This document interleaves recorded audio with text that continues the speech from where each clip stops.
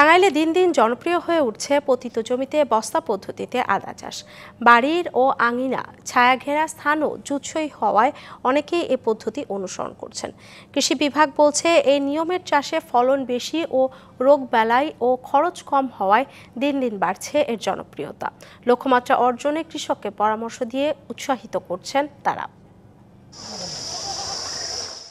টাঙ্গাইলের মির্জাপুরের বাসতৈলের গায়রাবেতিল এলাকার পল্লী পশু চিকিৎসক আবুল হোসেন ৪,০০০ বস্তা পদ্ধতি ও সমপরিমাণ সরাসরি জমিতে আদা চাষ করেছেন তিনি।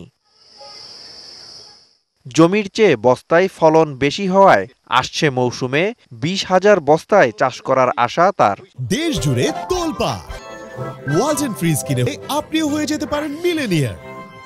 এখানে আমি বস্তা করছি ৪,০০০ আর মাটিতে ৪,০০০ বস্তার আদা দিছি। বস্তার মাঝে একটু বেশি হচ্ছে।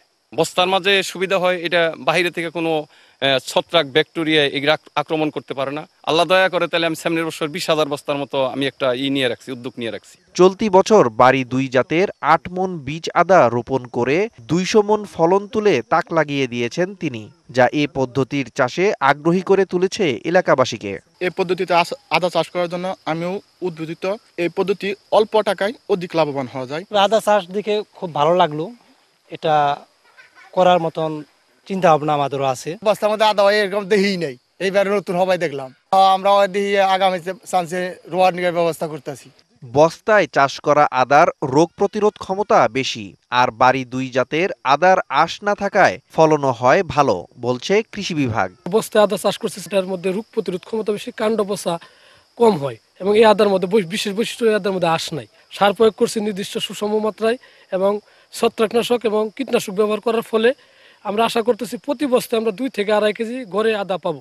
চলতি বছর টাঙ্গাইলে চাষের লক্ষ্যমাত্রা ১,০৫,০০০, চাষ হয়েছে ৮৫,০০০ বস্তায়। DVC news desk.